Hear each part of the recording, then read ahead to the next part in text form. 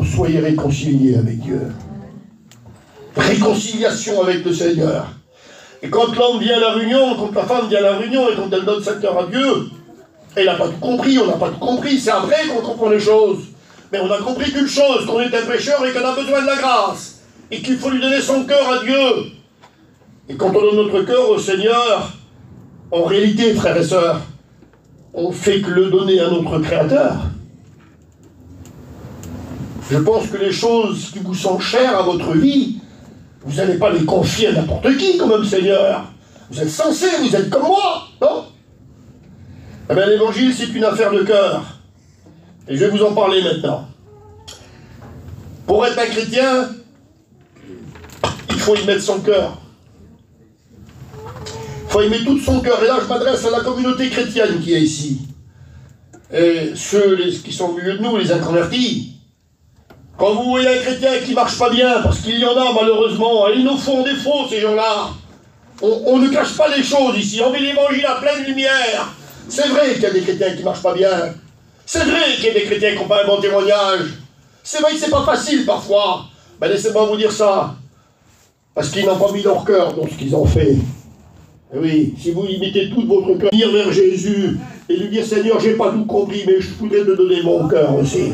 Il n'y a rien qui va changer. On ne va pas inscrire votre nom dans un livre spécial. La mission Vie Lumière n'a pas de livre, n'a pas d'archives. On a un décompte des serviteurs de Dieu que l'on a. Tout à fait normal.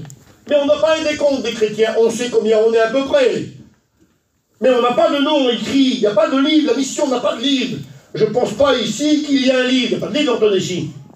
Personne dans les églises a un livre auquel on inscrit vos noms. Pas du tout. C'est pas comme ça que ça marche.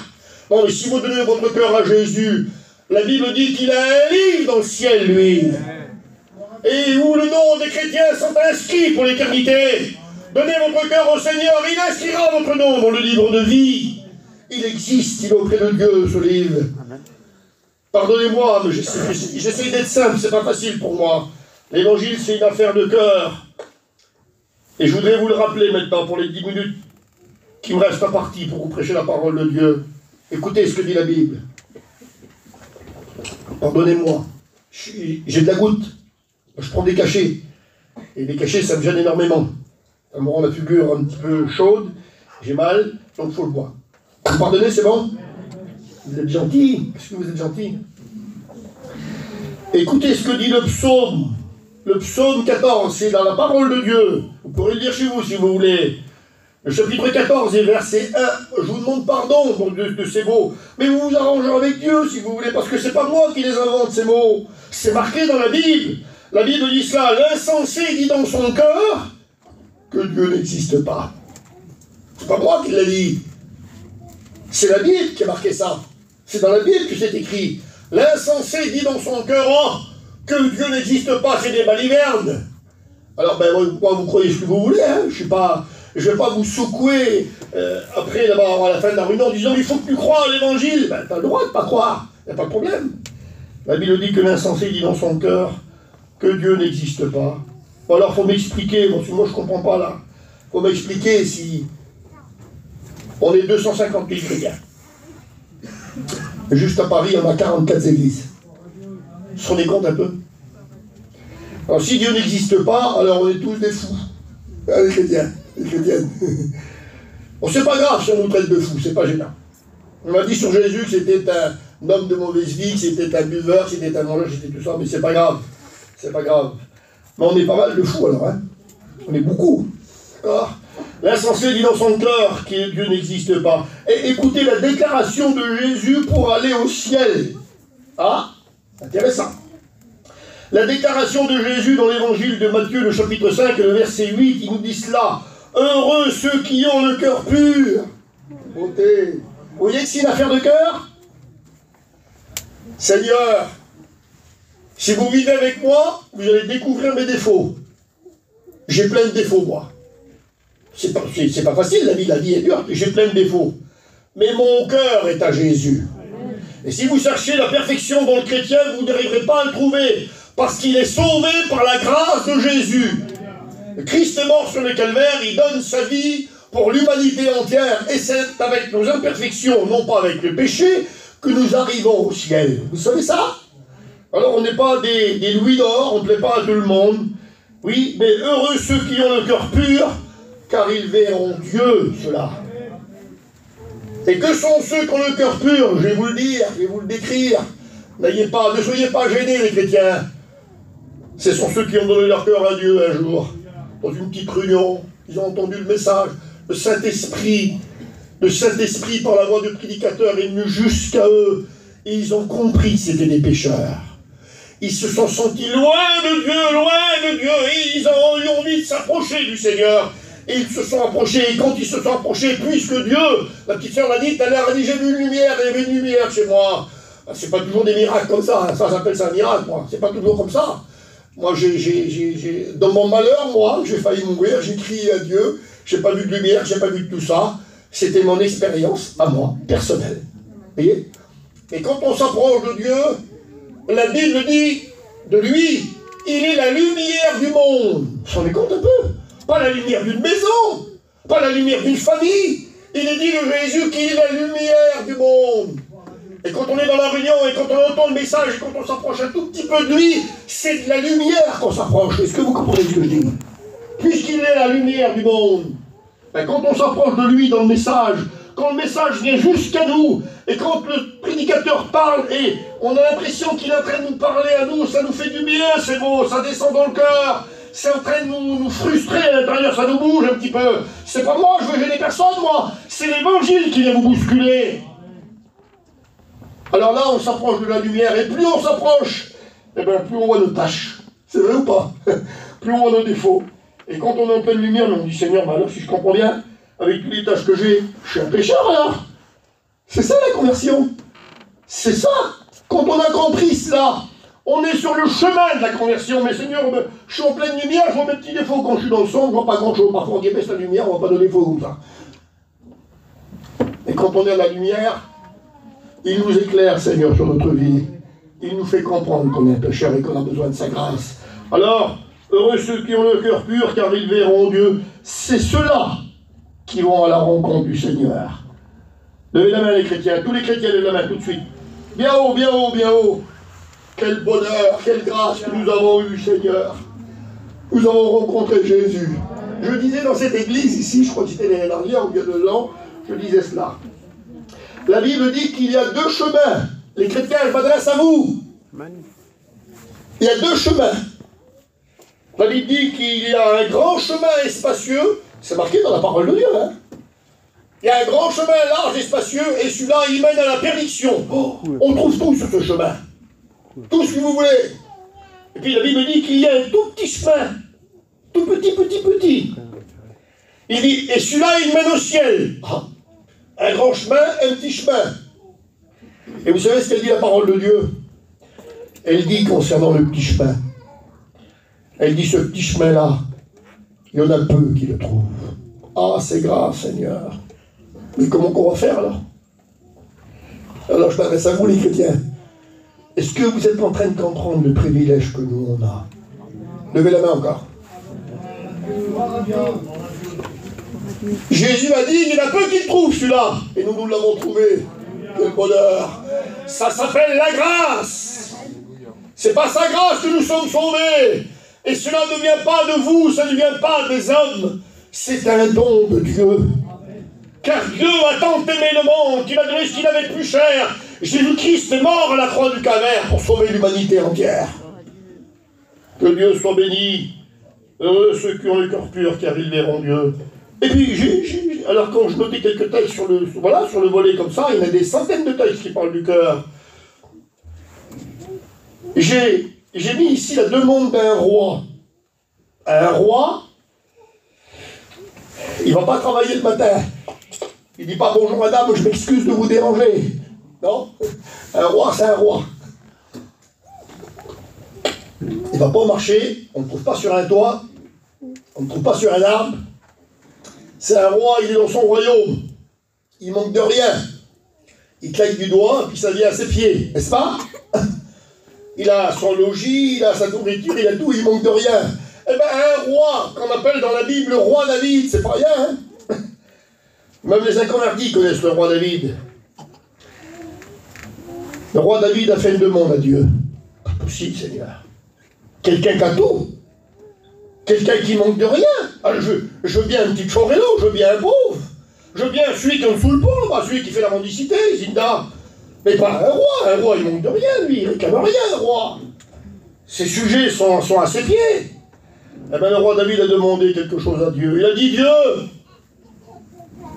il savait, le roi David, qu'il y avait une autorité supérieure à lui. Il a dit, Dieu, crée en moi un cœur pur. Quelle demande, Seigneur. N'allez pas chez les hommes, ils n'ont rien pour vous. Ah, écoutez les prêcher, ça c'est normal. Mais les hommes n'ont rien pour vous. Ce que nous le disons de la parole de Dieu. Nous l'apprenons dans la Bible, on a fait l'expérience du salut, puis on vous la transmet de la manière qu'on l'a reçue. Pas plus que cela. Mais c'est Dieu, le sauveur de l'humanité. C'est Dieu qui a quelque chose pour lui. Et le roi David avait très bien compris. Il a dit, Dieu, crée en moi un cœur pur. Il n'y a que toi qui peux le faire. Et un esprit bien disposé. Que Dieu soit béni. Et je notais le psaume 51, verset 8. Tu veux que la vérité soit au fond du cœur. Ah, au fond du cœur. C'est bien qu'on dise, je suis vrai, moi, hein, je suis comme ça. C'est bien qu'on le dise, mais c'est pas tellement intéressant. C'est du fond du cœur qu'il faut la vérité qu'elle soit. Et le Seigneur dit cela dans l'évangile, pardonnez-moi, dans le livre d'Ézéchiel, le chapitre 36 et le verset 26. Écoutez ça. C'est dit sur les êtres humains. Ah, j'ai encore 10 minutes au moins. Je vous donnerai un cœur nouveau. Quelle opération, Seigneur! Je vous donnerai un cœur nouveau. Pas un cœur en plastique, vous avez vu, ils font des cœurs en plastique maintenant. Hein. Bientôt, ils vont nous mettre peut-être un cœur de cochon, je ne sais pas ce qu'ils vont faire. Mais ils font un cœur en plastique et ça fonctionne pour certains. Alors, rarement, alors, c'est un miracle, hein. Ça fait des années qu'ils essayent. Ils arrivent un petit peu, mais bon, ils arrivent à faire un cœur en plastique. Je vous donnerai un cœur nouveau, dit le Seigneur. C'est lui. C'est lui qui le fait. Je mettrai en vous un esprit nouveau. J'ôterai de votre cœur de chair. Formidable, Seigneur. Je ferai en sorte que vous suiviez mes ordonnances. Et ça, c'est pour ceux qui disent, j'y arriverai pas, moi. Je m'en sortirai pas. Pas la peine que j'essaye, c'est bien pour lui, c'est bien pour elle, mais pas pour moi. Moi, je m'en sortirai pas. Mais la Bible dit cela, je ferai en sorte que vous suiviez mes ordonnances. Ça veut dire quoi? Ça veut dire que je vous ferai un petit coup de main en réalité, je vous aiderai. Vous croyez qu'on n'a pas de soucis? Vous croyez qu'on n'a pas de problèmes? Nous, on est comme vous. On va chiner le matin de bonheur pour payer nos assurances. Puis faire ce qu'il y a à faire. Donner aux enfants, manger, boire, vivre. On a les mêmes soucis que vous. Mais le Seigneur nous aide dans nos faiblesses. Je ferai en sorte que vous suiviez mes ordonnances. Peu importe où tu as grandi, peu importe ta mentalité, peu importe tes habitudes, ça ne change rien pour le Seigneur. Tu as un cœur qui bat. Tu as 40 ans, ça fait 40 ans qu'il bat. On a 50, ça fait 50. On a 60, ça fait 60 ans qu'il bat. Ça fait 60 ans qu'il est en train de battre pour le monde. Lui, il ne veut rien d'autre que la présence de Dieu. Rien d'autre lui intéresse à ce cœur-là que la présence de Dieu. Et quand je vous disais le texte de tout à l'heure qui disait Dieu crée en moi un cœur pur, le roi savait qu'il n'y avait que Dieu qui pouvait le faire. Alors nous, on est ici à Paris. Et à Paris, ben, on connaît les plus grands. Hein? On nous téléphone de quelques coins de la France. Dès que quelqu'un a un petit contact à Paris, j'ai un petit souci, j'ai un problème, c'est mon oncle, ma tante, mon neveu, ma nièce, moi-même, j'ai un problème de cœur, il faut changer une valve, comme ça, hein, il faut mettre un stent, il faut payer, excusez-moi, peut-être que je trouve des corps sensibles, là, mais il faut opérer de la horte, on connaît toutes ces choses-là, alors on a des grands professeurs, on connaît les faulquiers, on connaît les notaires, on connaît tous ces choses-là. Et puis les gens, ils nous téléphonent, vous ne pouvez pas prendre un rendez-vous. Eh bien, nous, on connaît un grand docteur. Amen. Formidable, Seigneur. Lui, il n'opère pas le cœur. Lui, il le change. Quel bonheur. Et quand je disais tout à l'heure, si vous avez un souci demain, problème de cœur dans votre vie, vous allez aller voir le premier docteur qui est là, il va vous faire une ordonnance, il va vous faire rentrer à l'hôpital, On va arriver là-bas, aller à Henri Mondor. On va aller voir M. Fauquier, il connaît les gitans comme sa poche. Et vous allez confier votre vie à un homme. Un homme qui a quoi, 50, 60 ans? Je sais pas, quel âge qu'il a, moi, Fauquier. Je ne le connais pas, moi. Vous allez confier votre vie à cet homme-là. Et lui, il va vous anesthésier. Vous allez vous endormir. Je ne sais pas si vous allez vous réveiller. C'est quand même compliqué, quand même. Et pourtant, pour le bien de votre vie, vous êtes obligé de le faire. C'est un passage obligatoire. Alors que l'on fasse chez lui ou chez là-bas, à Marie-Lalande, chez notaire, il faut le faire. Parce que c'est vital. Eh bien, ce que Jésus vous propose ce soir, c'est vital. Parce que si un homme répare votre cœur demain, une valse où il vous met un stade, il vous allez bien, allez, vous allez continuer à vivre votre vie. À 80, je suis gentil, je suis de Charlot, je vous donne 10 ans de plus. Je vous donne 90, vous en avez assez? Vous avez pas assez? Eh bien, je vous donne 100 ans. Je vous souhaite de vivre jusqu'à 100 ans. Mais après, il faut partir. Non? Mais quand on donne son cœur à Jésus, il ne fait pas d'opération, le Seigneur. Il enlève le cœur de pierre, il met un cœur de chair.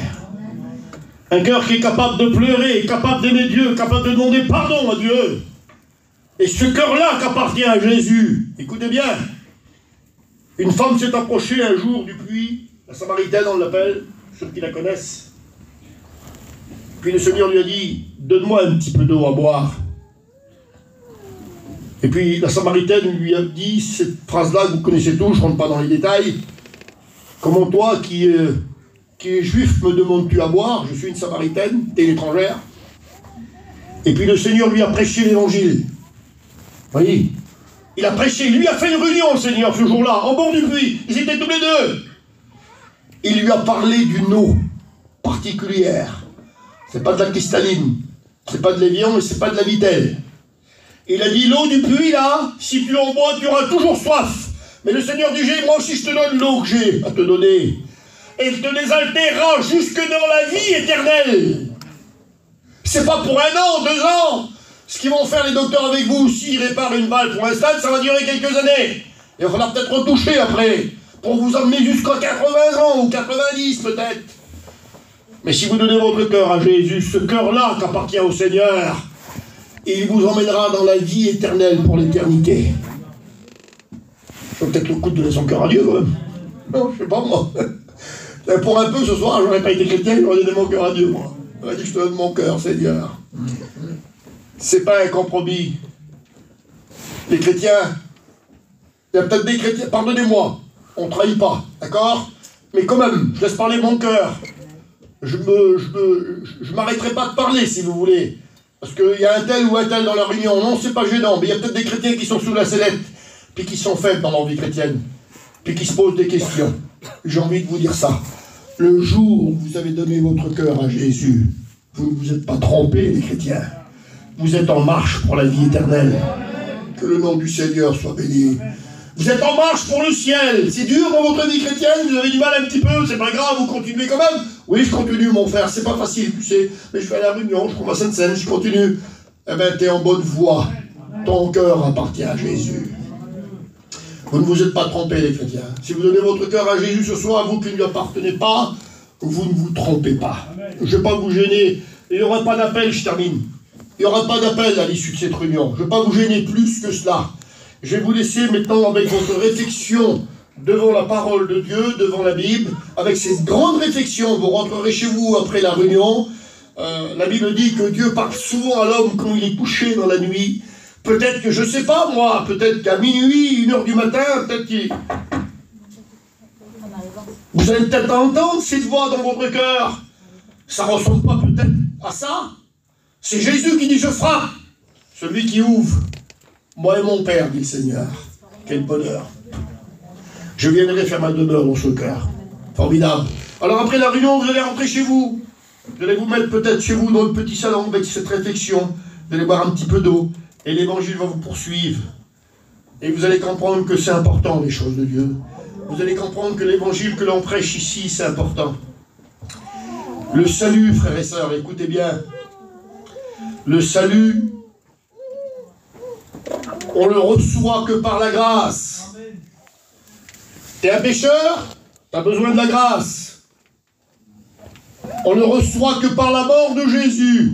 Le Christ est mort sur le calvaire, il offre sa grâce à l'humanité. Et ce soir, tu es dans la réunion, justement, où le Seigneur te rappelle que tu peux faire partie des chrétiens. Il n'y a rien qui ne changera dans ta vie. Écoutez bien. Peut-être que je vais vous prêcher un évangile que vous n'avez pas l'habitude d'écouter là. Je ne vais pas vous demander de changer de vie, moi. Vous fumez, continuez à fumer. Pas possible, tu dis quoi, Frahim, là? Ah oui. Vous péchez, ben continuez à pécher. Faites ce que vous voulez de votre vie. Moi, je ne vous demande pas tout ça. Hein. Moi, je vous demande de venir vers le Seigneur. C'est tout. C'est lui qui change tout. C'est lui qui opère le miracle. Venez tel que vous êtes à Jésus. Restez comme vous êtes, mais venez vers Jésus. Et lui, il fera le nécessaire pour vous. On a vu des dizaines de personnes pendant nos voyages à l'étranger, des dizaines et des dizaines de personnes rencontrer le Seigneur, venir à la foi de l'Évangile, des conversions, des dizaines et des dizaines de conversions. L'Évangile, elle se propage dans notre peuple depuis 1950. J'ai connu, moi, l'homme du réveil. J'étais avec mon père, il m'emmenait à La Réunion, j'avais 10 ans. J'étais voir encore cet été, je me trouvais chez nous en Bretagne, parce que je suis un Breton, je me trouve en Bretagne, et j'étais voir la petite maison à Plouézette, là-bas, ça vous parle pas, vous? Les premières réunions, le premier lieu de réunion en France. Vous avez été là? J'étais, moi, formidable. Elle est toujours là. Il s'appelle Mans, le prédicateur, c'était un Duville. Et je me rappelle, moi, j'ai 58 ans. J'avais 8 ans à peu près, 7-8 ans, il y a 50 ans de ça en arrière. Mon père m'emmenait, j'étais tout petit, m'emmenait à la réunion là, et je m'asseyais, je voyais le grand homme prêcher l'évangile avec son gros manteau là. C'était en 1950, et ça fait boule de neige l'évangile au sein de notre peuple, tout le monde se convertit, vous allez partout. Le Seigneur était venu pour donner la vie à tous les gens qui voulaient l'accepter. Quand il est arrivé, le Seigneur, la Bible dit qu'à 12 ans dans le temple, je termine avec ça. Il a 12 ans dans le temple et les docteurs de la loi sont stupéfaits par son message. Il épatait tout le monde. Les grands docteurs étaient devant lui. Quand les parents ont venu le chercher parce qu'ils l'avaient perdu, c'était le grand marché à Jérusalem. C'était le jour où tout le monde venait pour le grand marché. Et quand ils sont partis chez eux, ils ont oublié Jésus. Ils ont fait demi-tour et ils l'ont trouvé dans la synagogue, dans le temple, en train de prêcher l'évangile à des hommes de loi. Il avait 12 ans. Formidable, Seigneur. Eh oui, il a commencé son ministère à 30 ans. Il est mort à 33 ans et demi. La Bible dit de lui qu'il n'y a pas assez de bouquins sur la terre pour écrire ce que Jésus a fait. Il a prêché 3 ans. Je ne sais pas ce que ça vous fait à vous. Et moi, je suis bouleversé dans mon cœur. Pas assez de bouquins sur la terre pour contenir ce que Jésus a fait. Nous, on a les écrits de la Bible, on a une partie de ce que Jésus a fait, et c'est bien comme ça, merci Seigneur. Depuis 1950, la parole de Dieu est venue jusqu'à nous, et toutes nos familles sont touchées par l'évangile. Vous faites le tour dans toutes les familles, l'évangile est rentré partout, les gens les plus durs, les plus éloignés. Ça a commencé par une petite famille simple, si vous voulez. Et l'évangile à l'avance, elle court à toute vitesse. La Bible dit qu'il envoie ses ordres sur la terre, et sa parole court à toute vitesse. Et juste pour vous dire ça, on vit des événements compliqués. On est devant peut-être une guerre mondiale. Alors je ne vais pas vous en parler ce soir, parce qu'il y aurait trop de choses à dire, et c'est plus compliqué que ce que l'on pense. Mais devant ces jours difficiles, vous savez que je ne vous apprends rien, là je m'adresse aux chrétiens, que bientôt le Christ vient nous chercher. Quel bonheur. La terre ne nous appartient pas. Pas à nous la terre. Nous avons une cité là-haut que le Seigneur nous prépare. Et bientôt nous rentrons chez nous, frères et sœurs. Et nous voulons que nos familles nous suivent. Amen. On aime toutes nos familles, nous. Nos amis, ceux que l'on côtoie, ceux qu'on a côtoyés, ceux qui sont au loin, ceux qui sont près. Je sais qu'il y a du tracas dans le cœur de tous ceux qui ont une famille, une mère, une tante, un oncle qui n'est pas chrétien, qui n'ont pas fait l'expérience du salut. C'est beaucoup de soucis pour nous. Au nom du Seigneur, je reprends les paroles de l'apôtre Paul, soyez réconciliés avec Jésus ce soir. Il fera de vous un chrétien. Il n'y a rien qui changera chez vous. Vous resterez toujours le même, tracassez-vous pas. Moi, je suis toujours le même. J'ai toujours mon caractère. Il n'est pas terrible, mon caractère. Et mon cœur appartient au Sauveur. Amen. Je sais en qui j'ai cru. Bientôt, il revient me chercher. Vous ne changez pas vos habitudes chez vous. C'est le Seigneur qui va changer vos cœurs. Vous serez des gens en paix. Parce que vous aurez rencontré Jésus. Je voudrais prier le Seigneur pour vous. Te rendons grâce, Seigneur. Nous bénissons ton nom. Nous sentons ta présence. Tu attires les hommes à toi à cause de ton amour. Et ce soir, nous ressentons tout l'amour de Dieu dans cette église. Nous ressentons l'Esprit du Seigneur dans cette réunion. Nous ressentons l'amour de Jésus qui pousse les hommes à la repentance. Nous voulons attirer personne à nous, Seigneur. Nous voulons les attirer à toi. Il n'y a pas de gloire pour les hommes. Tout appartient à toi. Au nom de Jésus-Christ. Merci pour la réunion. Amen.